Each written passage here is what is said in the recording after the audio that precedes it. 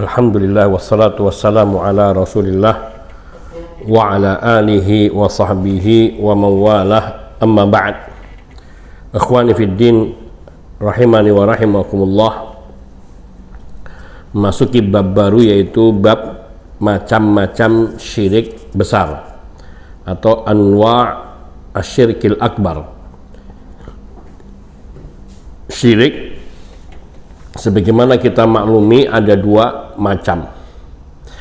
Dua macam ini bukan jenisnya, tetapi lebih kepada yaitu macam dari syirik ini, yaitu maksudnya syirik besar dan syirik kecil, sisi bahayanya.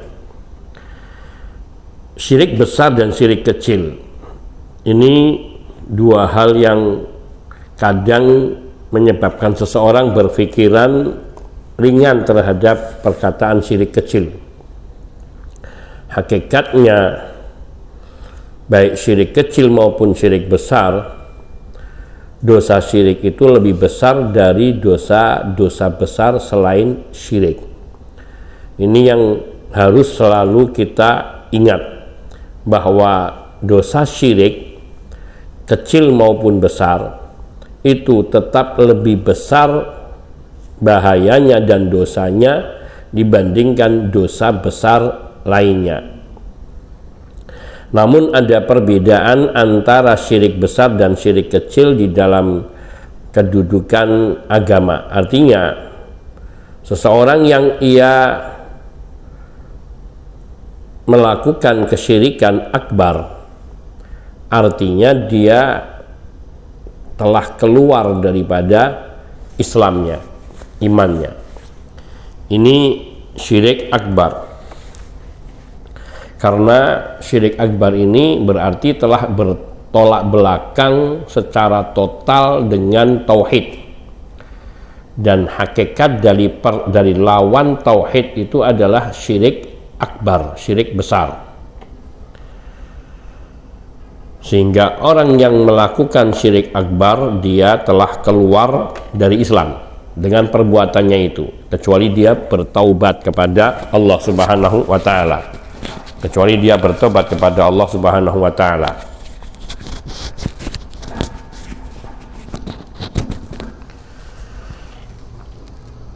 Syirik besar ini juga memiliki beberapa bentuk. Sebagian darinya telah dijelaskan, yaitu ketika menjelaskan tentang kesyirikan yang terjadi di kuburan, atau kesyirikan yang dilakukan di kuburan, di atas kuburan. Dan masih ada bentuk-bentuk syirik akbar lainnya.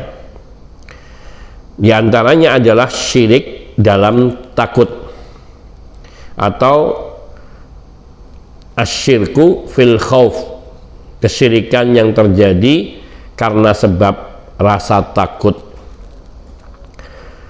Takut sendiri diartikan oleh para ulama adalah dugaan terjadinya sesuatu yang tidak disukai melalui tanda yang diduga,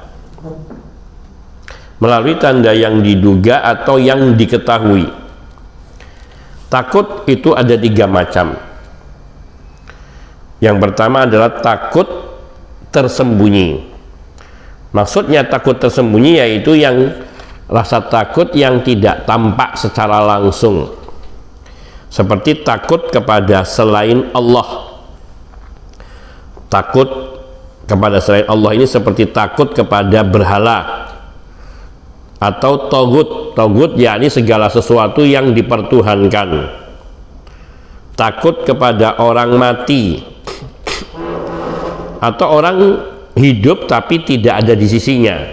Takutnya bukan karena orang mati itu akan bangun lagi kemudian menjadi hantu, seperti takutnya anak kecil atau orang yang takut kepada mati, tapi dimaksudkan takut kepada orang mati, takut kepada orang yang sudah mati karena kewibawaannya, atau karena diyakini bahwa meskipun dia sudah mati masih dapat memberikan pengaruh bagi orang hidup. Nah, ini yang dimaksudkan takut kepada orang mati. Demikian pula takut kepada orang yang masih hidup tetapi dia tidak ada di dekatnya. Seperti takut kepada, biasanya ditujukan kepada orang-orang yang dipandang, diyakini memiliki keutamaan atau keistimewaan.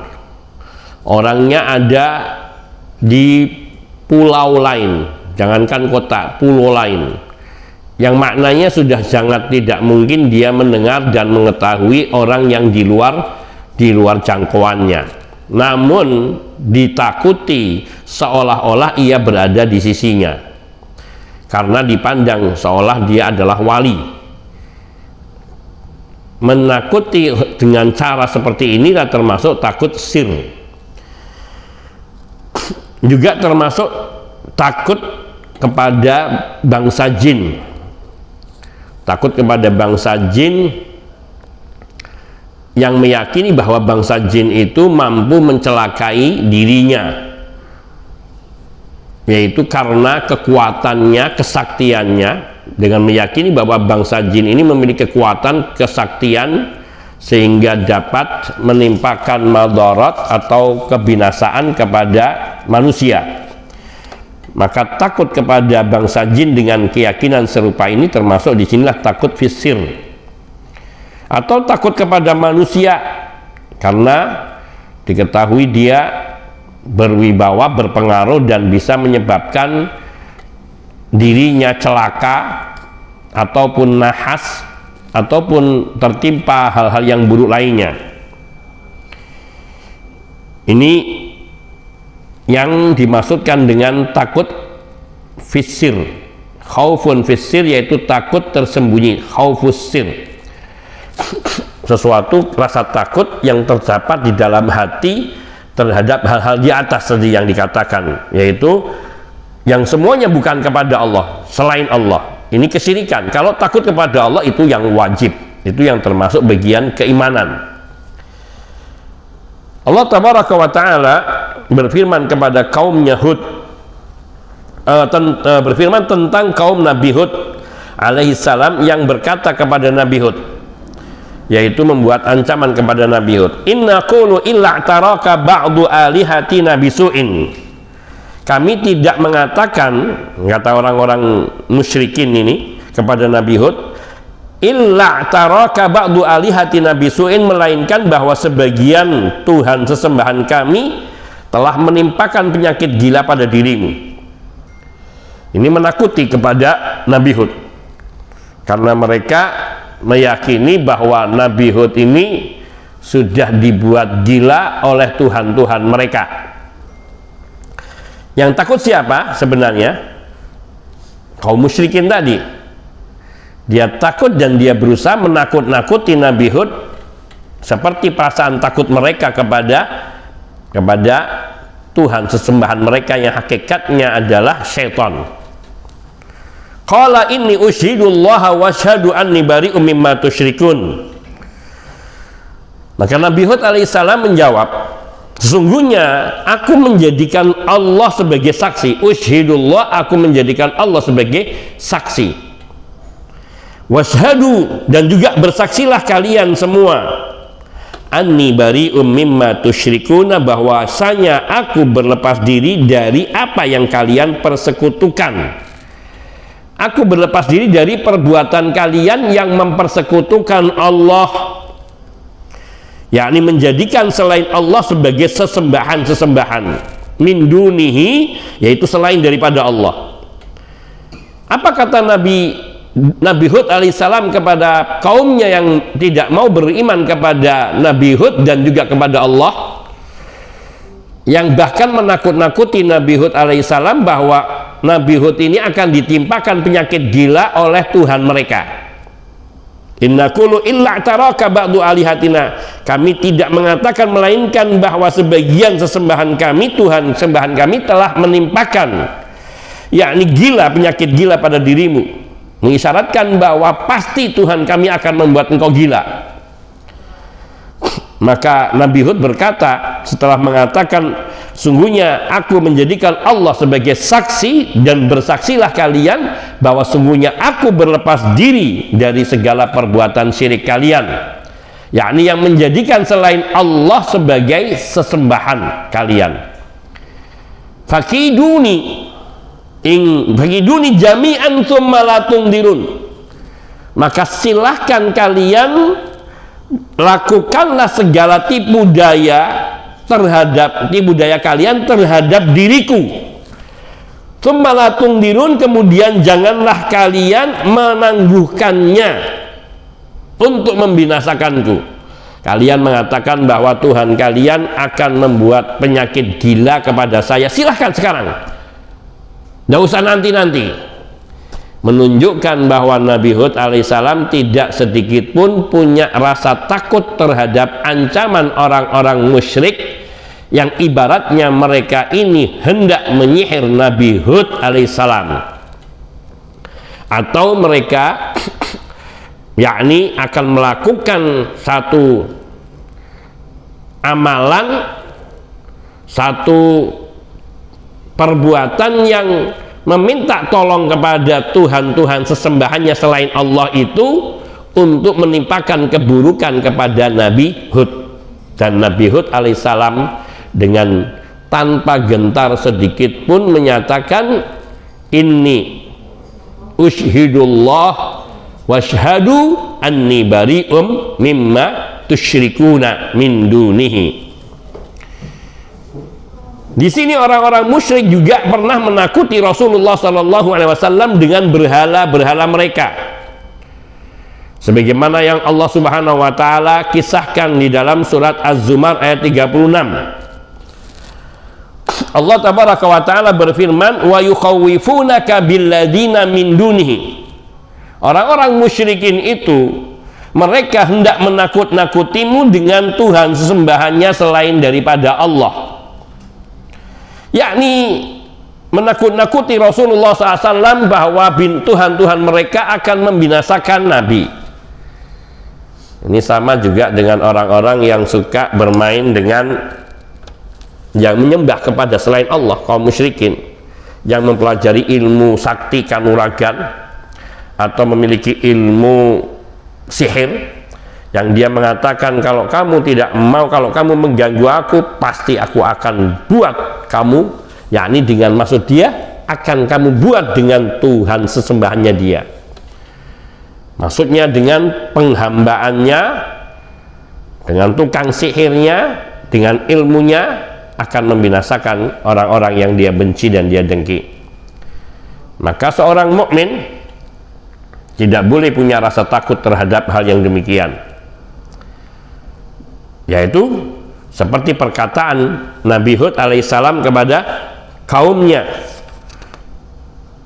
qala inni ushidullaha washhadu anni bari'um mimma tusyrikuna min dunihi fakiduni jami'an tsumma la tundirun. Ayo silahkan kalian buat segala tipu daya kalian untuk mencelakaiku, seluruh kalian, dan jangan kalian tunggu-tunggu nanti, jangan kalian tangguhkan, jangan kalian tunggu-tunggu nanti, sudah sekarang. Ini yang dilakukan oleh Nabi Hud dengan keyakinan bahwa Allah lah yang lebih patut untuk ditakuti dan bukan mereka. Demikian pula takut bentuk inilah yang dilakukan oleh para pemuja kubur dan pemuja berhala lainnya di zaman ini, termasuk mereka yang memuja-muja tukang sihir dan juga memuja-muja manusia-manusia yang mereka yakini sakti. Mereka akan datang kepada manusia-manusia yang hakikatnya dia tukang sihir, diyakini sebagai manusia-manusia istimewa, kemudian ia meminta pertolongan kepadanya dan meyakini bahwa dia mampu memberikan pertolongan kepada dirinya dengan menimpakan keburukan kepada orang-orang yang ditakutinya. Nah, ini hakikatnya adalah penyembahan mereka kepada yang dimintai tolong. Juga yang terjadi pada Rasa takut mereka kepada kubur, yaitu penghuni kubur, dan menakut-nakuti orang-orang yang berpegang teguh kepada tauhid dengan orang-orang yang ada di dalam kubur yang mereka yakini masih memiliki kuasa, kemampuan untuk menimpakan madarat kepada orang-orang yang masih hidup. Maka ketika orang-orang yang berpegang teguh kepada tauhid tersebut melarang mereka berbuat syirik, bahkan mengajak mereka untuk bertauhid, untuk mengikhlaskan ibadah hanya kepada Allah, mereka justru sebaliknya menakut-nakuti kaum muwahhidin ahlu tauhid ini dengan Tuhan-Tuhan mereka yang mereka persekutukan Allah dengan mereka. Nah, takut bentuk inilah termasuk bentuk ibadah paling penting yang wajib hanya diikhlaskan, ditujukan hanya kepada Allah semata. Maknanya nggak boleh kita punya rasa takut serupa ini. Allah tabaraka wa ta'ala berfirman dalam surat Ali Imran ayat 175, fala takhafuhum wa khafuni in kuntum mu'minin. Maka janganlah kalian takut kepada mereka musuh-musuh Allah, mereka yang mempersekutukan Allah. Wa khafuni, tapi takutlah kalian hanya kepadaku saja, in kuntum mu'minin, bila kalian benar-benar beriman. Jangan kalian takut kepada kaum musyrikin, kepada Tuhan-Tuhan mereka, sesembahan mereka selain Allah. Jangan takut intinya kepada apapun yang mereka andalkan dalam hidup mereka. Ada yang dengan kerisnya, oh orang ini hati-hati punya keris. Jangan takut, karena sungguhnya keris itu hanya makhluk biasa. Oh tapi di dalamnya itu ada khodamnya dari malaikat. Tidak ada malaikat jadi pelayan, khodam itu pelayan. Mana mungkin malaikat mau melayani para musyrikin? Justru malaikat semua berlepas diri dari kesyirikan kaum musyrikin. Tapi justru perintah Allah, wa khafuni, tapi takutlah kalian kepadaku, yakni kepada Allah, in kuntum mu'minin, bila kalian benar-benar beriman. In kuntum mu'minin, bila kalian benar-benar beriman, yakni beriman kepada Allah subhanahu wa ta'ala dengan keimanan yang sempurna, keimanan yang sesungguhnya, maka kalian tidak perlu takut kepada siapapun, karena Allah berjanji akan memberikan pertolongan kepada orang-orang yang menolong agama Allah, yaitu orang-orang yang menegakkan agama Allah. In tansurullaha yansurkum wa yutsabbit aqdamakum. Kalau kalian menolong agama Allah, niscaya Allah akan menolong kalian, dan Allah akan meneguhkan pendirian kalian, memberikan kekuatan kepada kalian untuk menyampaikan tauhid. Dan jangan takut kepada orang-orang yang menghalangi kalian dari menegakkan tauhid. Di dalam Al-Maidah ayat 3 Allah juga berfirman, fala tahsyauhum wakhsyauni. Sebab itu maka janganlah kalian takut kepada mereka, tapi takutlah kepadaku, yakni kepada Allah saja. Ini juga semuanya merupakan ajaran tauhid, yaitu untuk hanya takut kepada Allah subhanahu wa ta'ala. Hal semacam ini sungguhnya sering ditanamkan oleh para ustadz kita, guru-guru kita ketika kita di SD. Kalian takut sama setan? Takut? Tidak boleh takut sama setan. Ya? Ya. Siapa yang kita takuti? Allah. Itu kita sudah diberi ajaran semacam ini di waktu kecil. Jangan takut kepada setan, kepada hantu, kepada pocong, tapi takutlah kepada Allah. Namun ini tidak dikembangkan ketika di jenjang-jenjang berikutnya, sehingga ia pudar. Yakni diperdalam lagi pemahamannya, penegasannya, makna tidak boleh takut kepada siapapun selain kepada Allah, termasuk tidak boleh takut terhadap segala ancaman-ancaman yang dilakukan oleh kaum musyrikin yang mengancam orang-orang yang mentauhidkan Allah dan mengajak manusia kepada ketauhidan dengan berbagai berbagai bentuk kekuatan yang mereka yakini bersumber dari sesembahan mereka atau yang mereka sembah dalam pengertian yang luas.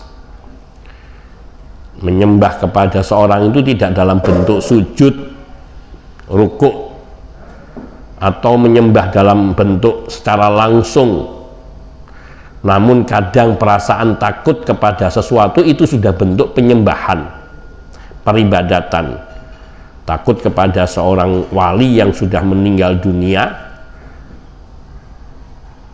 yang takut kalau berbuat sesuatu yang jelek terhadap dirinya maka dia akan ditimpa keburukan sama wali itu. Yang benar bukan takut kepada wali tersebut, tetapi mencintai wali tersebut sehingga mendoakannya dan mencintainya, berharap kelak dapat dikumpulkan bersama dengan orang-orang yang soleh. Tapi bukan berarti kemudian takut kepada mereka. Kalau tidak boleh mengatakan sesuatu yang jelek tentang mereka, itu adalah suatu hukum yang tidak berlaku khusus untuk pada diri para wali, namun berlaku pada semua orang muslim yang telah meninggal dunia, yang baik maupun buruknya tidak boleh kita jelek-jelekkan atau kita ceritakan kejelekannya. Orang mukmin. Kalau orang kafir maka tidak. Kenapa? Fa innahum qad afdau ila ma qaddamu, karena mereka telah sampai kepada apa yang telah mereka kerjakan dahulu di dunia. Artinya perbuatan mereka di dunia dahulu yang baik maupun yang jeleknya telah mendapatkan ketetapan dari Allah berupa balasan yang sesuai, sepadan. Takut inilah termasuk di antara kedudukan agama yang paling agung dan paling mulia. Maka tidak dibenarkan memperuntukkan rasa takut ini kepada selain Allah. Maka barang siapa yang melakukan itu, ia telah berbuat syirik akbar, syirik besar, dan hanya Allah lah tempat berlindung kita semuanya dan tempat kita meminta pertolongan. Maka tidak boleh takut. Ini takut jenis pertama, yang bila itu ditujukan kepada selain Allah, rasa takut ini termasuk syirik besar. Awas kamu, jangan berani mengatakan yang tidak baik tentang wali fulan. Orang itu masih hidup, tapi tidak ada di dekatnya, meyakini bahwa dia tahu ucapan kita, dia mendengar ucapan kita, dan dia bisa menimpakan keburukan kepada kita. Inilah rasa takut yang dimaksudkan dengan syirik akbar. Takut jenis kedua, di antara bentuk takut adalah seseorang meninggalkan apa yang wajib atasnya karena takut kepada sebagian manusia. Takut seperti ini adalah haram dan termasuk syirik kecil, bukan syirik besar. Tapi tetap yang namanya syirik itu adalah dosa besar. Bahkan syirik kecil itu lebih besar dosanya daripada dosa yang paling besar selain syirik. Dosa membunuh, dosa bersumpah palsu, dosa berzina, itu semua dosa besar tapi lebih ringan dibandingkan dosa syirik kecil. Namun syirik kecil ini bisa menghantarkan seseorang kepada syirik besar. Dan ini tersebut di dalam firman Allah Subhanahu wa taala di dalam surat Ali Imran ayat 173 dan 100 sampai dengan 175. Allah tabaraka wa taala berfirman, alladzina qala lahumun nasu innan nasa qad jama'u lakum fakhshawhum fazadahum imanan wa qalu hasbunallah wa ni'mal wakil. Alladzina qala lahumun nas, orang-orang yang mentaati Allah dan Rasul, yang ketika ada orang-orang yang mengatakan kepadanya, innan nasa qad jama'u lakum, orang-orang Quraisy mereka telah mengumpulkan pasukan untuk menyerang kalian. Fakhshauhum, maka takutlah kalian kepada mereka orang-orang Quraisy tadi. Maka ternyata ucapan itu fazadahum imanan. Ucapan orang-orang musyrikin, orang-orang munafikin ini justru semakin menambah keimanan mereka. Faqalu wa qalu, maka mereka dan mereka pun berkata, hasbunallahu wa ni'mal wakil, cukuplah Allah menjadi penolong bagi kami, wa ni'mal wakil, dan Allah adalah sebaik-baik pelindung. Hasbunallah, cukuplah Allah sebaik-baik penolong bagi kami, cukuplah Allah bagi kami yang akan menolong kami, wa ni'mal wakil, dan Allah adalah sebaik-baik pelindung bagi kami. Ini ucapan seorang mukmin ketika ditakuti dengan musuh yang besar. Ini yang seharusnya ada pada tiap diri kita ketika kita mendengarkan berita tentang ancaman-ancaman terhadap kaum muslimin yang akan muncul. Seperti orang mengatakan waspadalah terhadap PKI misalnya, atau waspadalah terhadap yang lain, pokoknya yang semua itu mengancam. Maka seorang mukmin hanya berkata apa? Hasbunallah wa ni'mal wakil.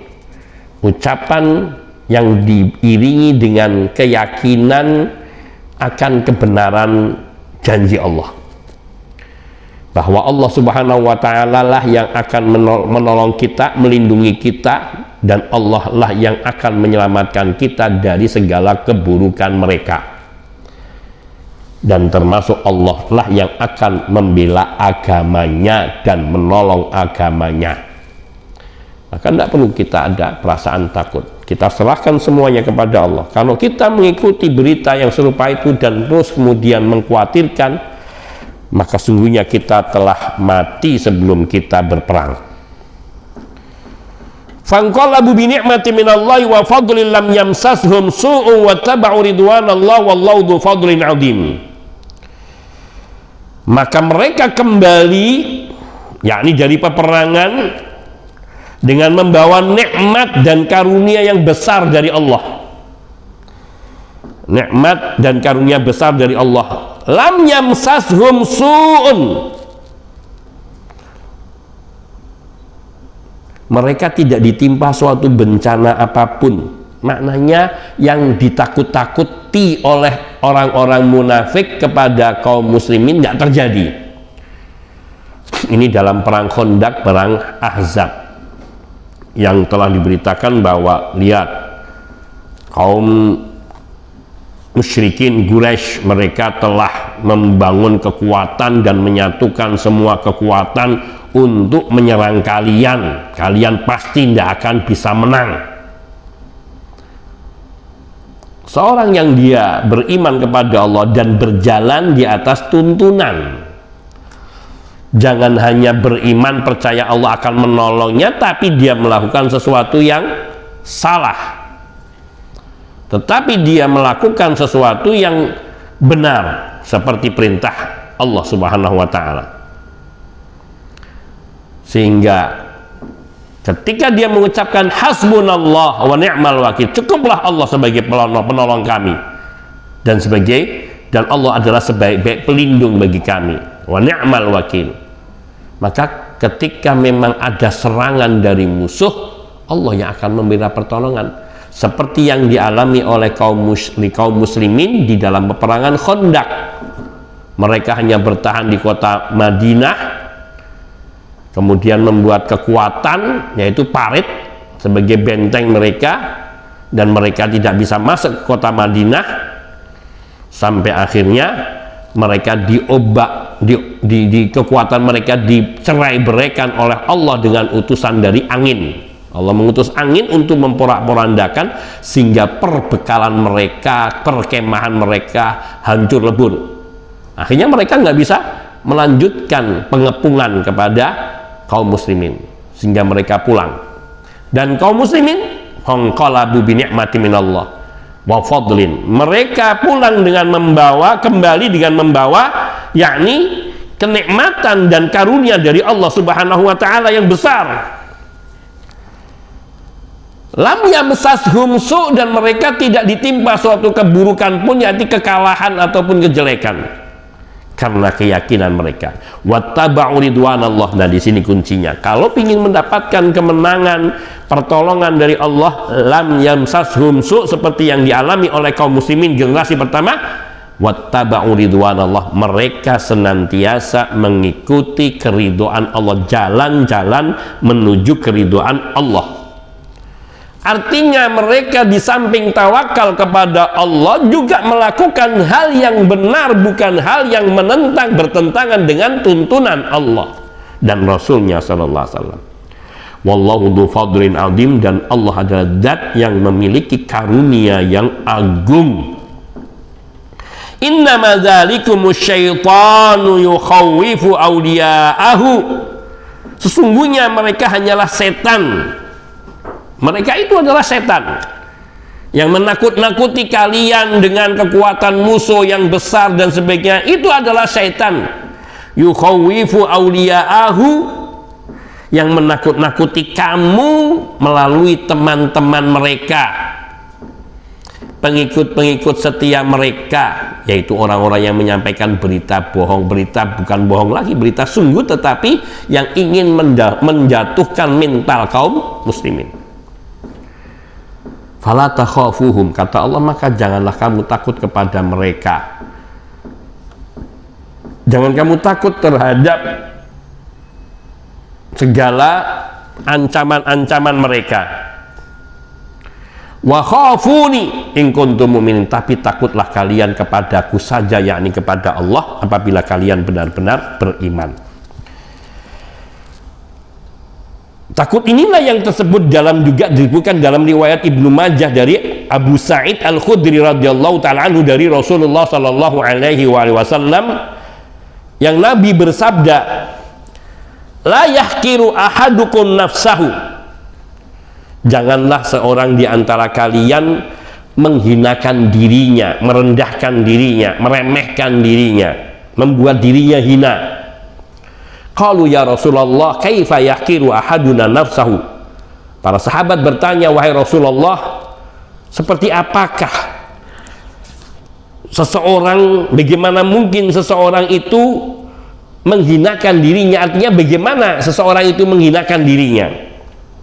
Nabi menjawab, yaro amron lillahi alaihi fihi maqal thumma la yakunu fihi.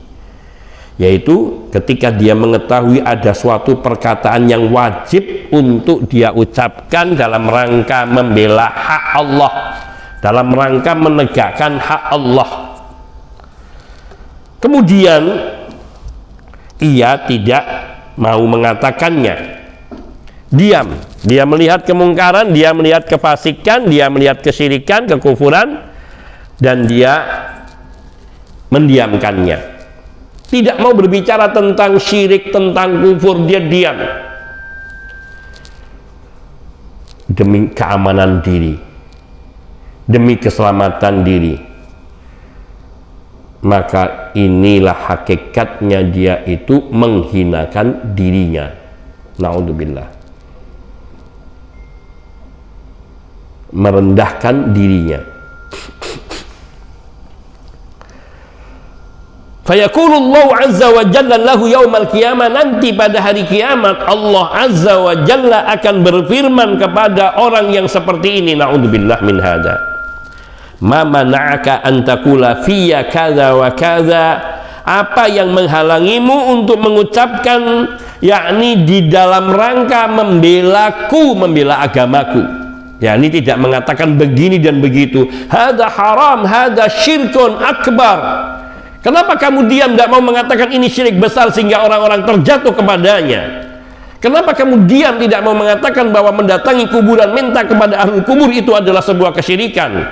Mengapa kalian tidak mau mengatakan bahwa memelihara keris ataupun mengagung-agungkan keris itu termasuk juga kesyirikan akbar? Mengapa kalian terus tidak mau mengatakan itu semua dengan membungkam lidah kalian? Allah akan menanyakan hal itu kepada orang tersebut pada hari kiamat nanti. Fayaqulu, lalu orang itu mengatakan, khasyatun nas, khasyatan nas ya Allah, aku takut kepada manusia ya Allah. Yang menghalangiku untuk mengatakan yang demikian itu khasyatun nas, rasa takutku kepada manusia. Yakni kalau aku mengatakan nanti mereka akan mencelakaiku, aku kalau mengatakan demikian nanti mereka akan atau mereka akan berbuat keburukan kepadaku. Fayaqulu, maka Allah berfirman kepada hamba itu, fa iyaya kunta ahaqqa an tahsya, mestinya kepadaku saja engkau hendaknya takut, sepatutnya engkau hanya takut kepadaku dan bukan kepada mereka. Lihat fenomena kehidupan di zaman kita sekarang ini, yang kita lihat dan kita saksikan, apalagi di negeri kita dan di berbagai negeri kaum muslimin, bahwa kaum muslimin mereka mudah ditakut-takuti dengan berbagai macam ancaman-ancaman di dalam kehidupan, yang sesungguhnya semua itu akan semakin merendahkan dirinya ketika kaum muslimin itu terbawa arus atau termakan isu yang menyebabkan diri mereka menjadi lemah dan tidak mau berjuang di jalan Allah dengan mengatakan kebenaran dan menegakkan kebenaran. Inilah yang harusnya, sehingga orang-orang di luar Islam, musuh Islam, mereka tidak bersikap semakin lancang dan semakin berani. Kita ini di belakang kita, kalau kita berada di atas kebenaran, di belakang kita itu adalah Allah. Sementara mereka, siapa yang akan menolong orang-orang yang kafir itu kalau mereka berhadapan dengan hamba-hamba Allah yang ditolong oleh Allah? Maka tidak perlu takut, karena sungguhnya kemenangan kaum muslimin di zaman Rasulullah SAW ketika peperangan Badar, jumlah kaum muslimin hanya 300, sekitar 315 orang. Sementara kaum musyrikin saat itu berjumlah mencapai 1000 atau 700, 1000 kalau tidak salah. Ada yang mengatakan lebih dari itu, wallahu ta'ala alam. Akan tetapi ketika mereka wattaba'u ridwanallah, mereka mengikuti keridhaan Allah dan mereka bersandar kepada Allah, bertawakal kepada Allah dengan mengucapkan hasbunallah wa ni'mal wakil, maka pertolongan Allah pun datang dan mereka diberikan kemenangan itu.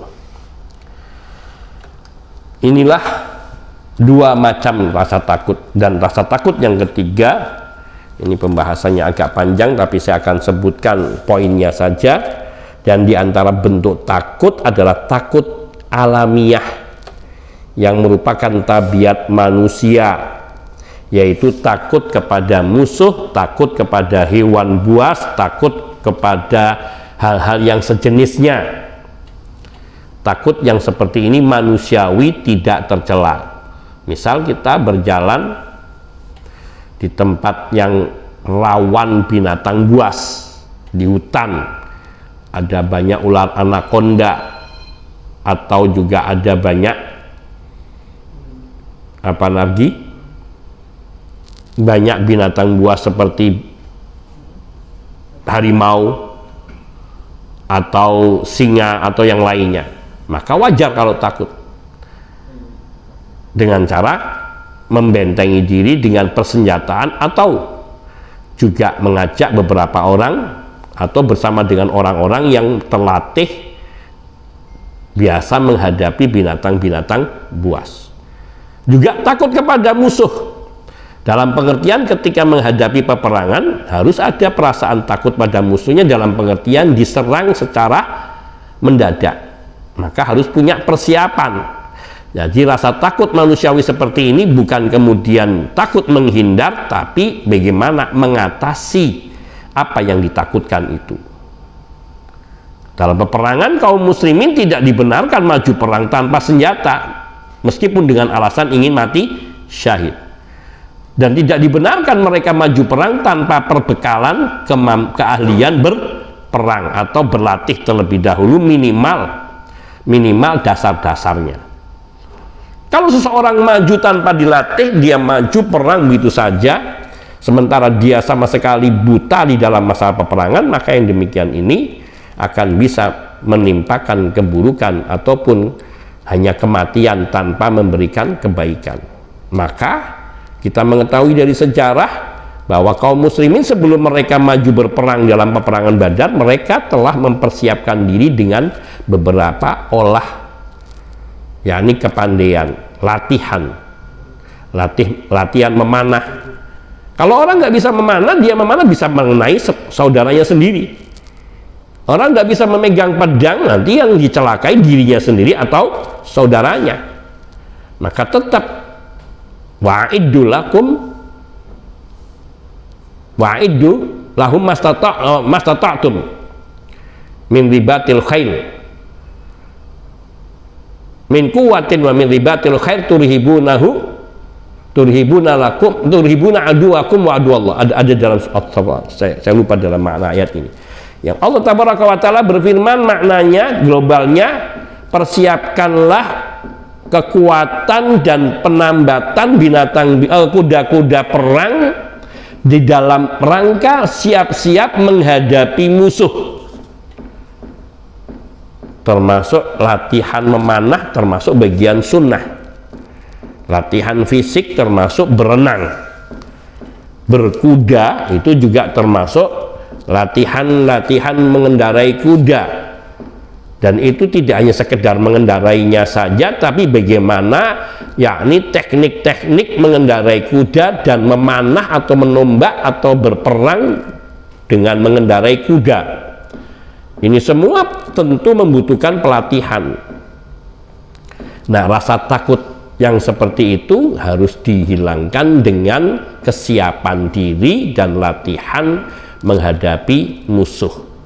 Kalau menghadapi binatang buas, ya termasuk juga harus ada kesiapan diri. Bagaimana kalau takut mau lewat kepada sebuah hutan yang di situ banyak binatang buasnya, agar kita tidak tertimpa keburukan?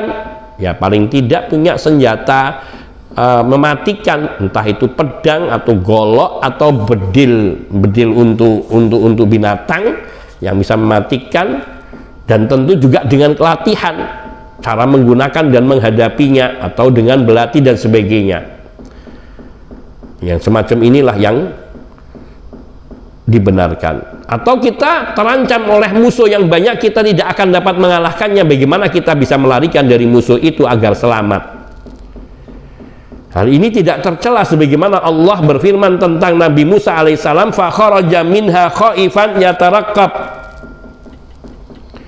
Nabi Musa keluar dari kota itu dalam Mesir dengan perasaan takut, waspada kalau ada yang menyusul atau menangkapnya, yaitu dengan sembunyi-sembunyi, dengan penuh kewaspadaan, terus keluar, tengok-tengok, masuk lagi, seperti ketika tentara disusupkan ke dalam benteng musuh, maka dia tidak akan masuk dengan gagahnya, tapi dia akan mengendap-endap mencari persembunyian sampai bisa masuk ke dalam benteng musuh. Maka takut pertama yaitu takut yang rahasia. Ini takut yang pertama, takut rahasia, kemudian termasuk bentuk paling agung dalam al-ibadah. Takut pengertian takut tersembunyi, takut kepada kuburan, takut kepada kuburan orang soleh, takut kepada patung, takut kepada jin, setan. Ini takut yang harusnya ditujukan kepada Allah semata. Perasaan takut kalau kita akan dihukum oleh Allah, akan ditinggal oleh Allah, akan dibiarkan oleh Allah tanpa pertolongan, ini yang harusnya kita miliki, bukan takut kepada selain Allah. Dan ini termasuk ibadah yang paling agung, maka wajib diikhlaskan kepada Allah Subhanahu wa Ta'ala. Demikian juga takut yang kedua, yaitu takut karena manusia, takut kepada manusia, tidak berani melakukan kebenaran, mengatakan kebenaran, atau takut nanti tidak diridhoi manusia, maka ini termasuk perbuatan haram dan termasuk syirik kecil. Ini juga wajib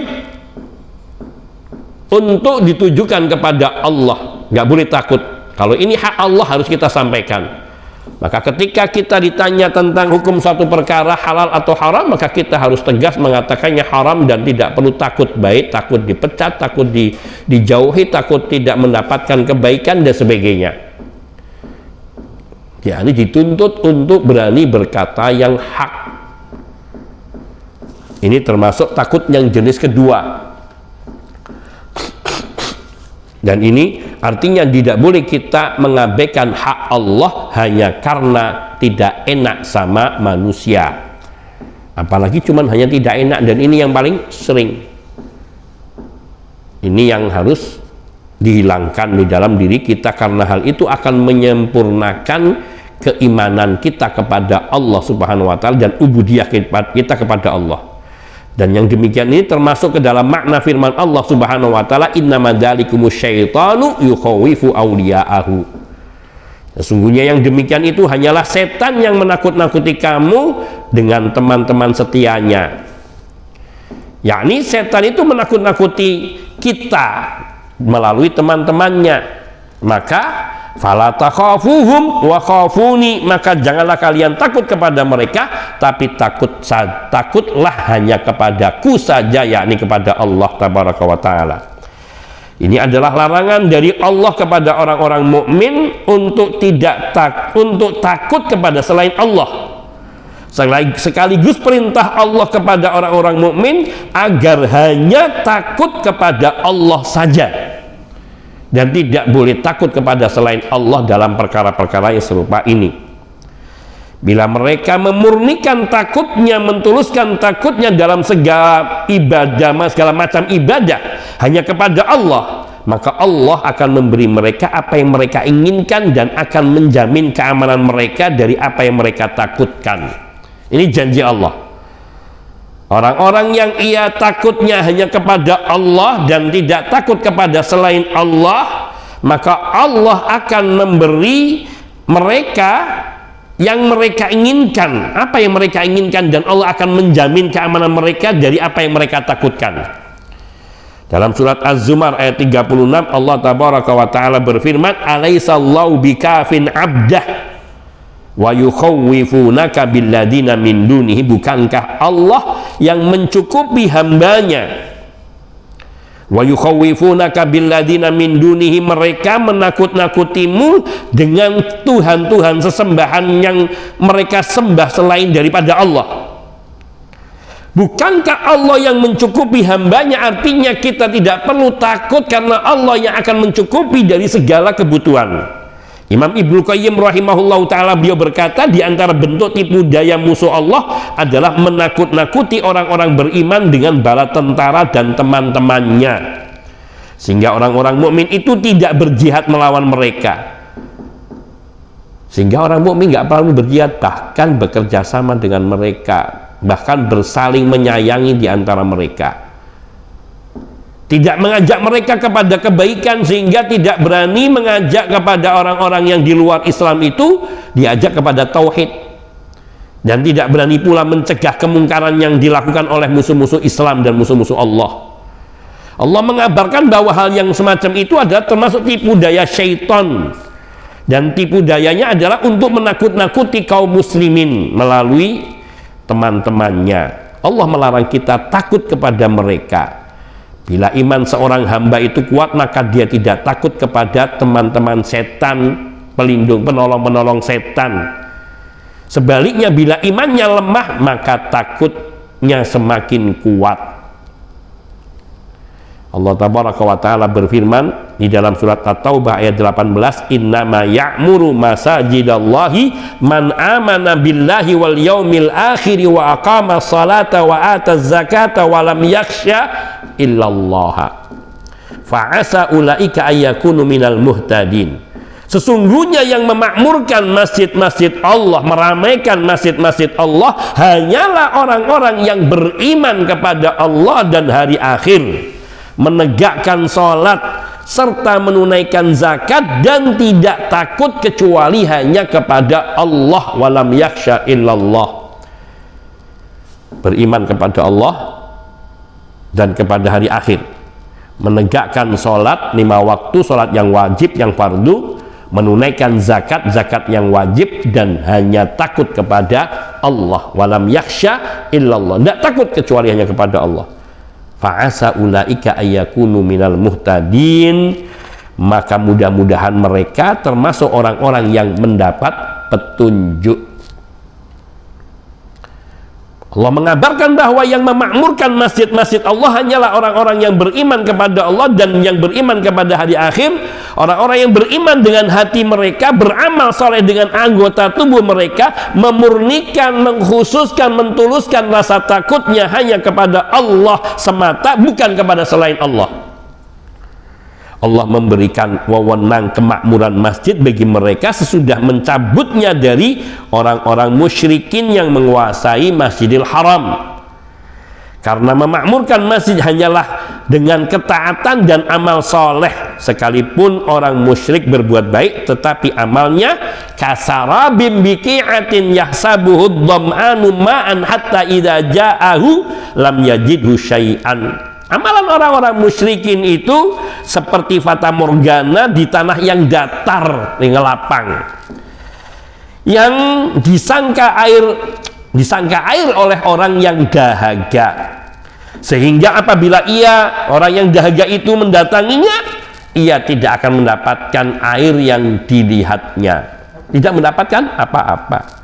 Atau karamadin istaddat birihu fi yaumin asif, atau amalan orang musyrik itu seperti abu yang ditiup oleh angin keras pada suatu hari yang berangin kencang. Amalannya itu seperti debu ditiup oleh angin, hilang, tidak ada membekasnya. Bila demikian maka tidak ada yang lebih baik darinya. Maka masjid-masjid tidak akan makmur secara benar kecuali dengan amal soleh yang didasarkan pada keikhlasan, ketauhidan, serta akidah yang benar, yang bersih dari syirik, di bid'ah dan khurafat. Maka memakmurkan masjid bukan dengan menghiasinya, mengindahkan bangunannya dengan kemegahan semata, atau mendirikannya di atas kuburan. Karena Nabi Shallallahu Alaihi Wasallam telah melaknat siapa yang melakukannya. Kemudian firman Allah, wa lam yakhsha illallah, dan tidak takut kecuali hanya kepada Allah saja. Ini kata Ibnu Atiyah, maksudnya adalah takut yang disertai sikap mengagungkan, sikap ibadah dan ketaatan. Takut kepada Allah diiringi dengan mengagungkan Allah, beribadah kepada Allah, dan hanya taat kepada Allah. Karena sesuatu yang selazimnya dan pasti terjadi bila manusia takut kepada hal-hal dunia yang memang patut ditakuti. Ini kelumrahannya. Suatu yang lumrah dan pasti terjadi, yaitu manusia itu takut kepada hal-hal yang dunia yang memang patut ditakuti. Maka Allah melarang dan hanya merintahkan takutnya kepada Allah. Muawiyah radhiyallahu ta'ala anhu pernah menulis surat kepada Ummul Mukminin Aisyah radhiyallahu ta'ala anha, meminta kepada Aisyah menulis nasihat untuk diri beliau yang singkat, padat, tidak bertele-tele. Maka Aisyah radhiyallahu ta'ala anha menuliskan surat yang sangat pendek kepada Muawiyah. Kepada Muawiyah, salam atas kamu, assalamualaikum. Amma ba'du, adapun sesudahnya, sesungguhnya aku mendengar Rasulullah Sallallahu Alaihi Wasallam bersabda, manil tamasaridallahi bisakhatin nasi kafahullahu ma'unatan nas, wa manil tamasa sakhatallahi biridwan nasi wakalahullahu ilan nas. Barang siapa yang mencari ridha Allah dengan mengabaikan murka manusia, tidak peduli dengan kemarahan manusia, tapi dia mencari ridha Allah, niscaya Allah akan mencukupinya dari beban keburukan manusia, dari segala pengaruh manusia. Kafahullahu ma'unatan, akhirnya dia tidak bergantung kepada manusia, bergantungnya hanya kepada Allah, jaminan rezekinya dari Allah. Wa man iltamasa sakhatallahi biridwan, sebaliknya orang yang mencari ridha manusia dan mengabaikan murka Allah, wakalahullahu ilan nas, maka Allah akan menyerahkan urusannya kepada manusia. Wassalam.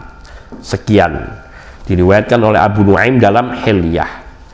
Nanti insya Allah kita akan lanjutkan bahasan dalam masalah hal ini biidnillahi ta'ala dalam pertemuan mendatang. Hadza minni wal afu minkum wa sallallahu wasallam ala nabiyyina Muhammadin wa alihi wa sahbihi ajma'in walhamdulillahi rabbil alamin.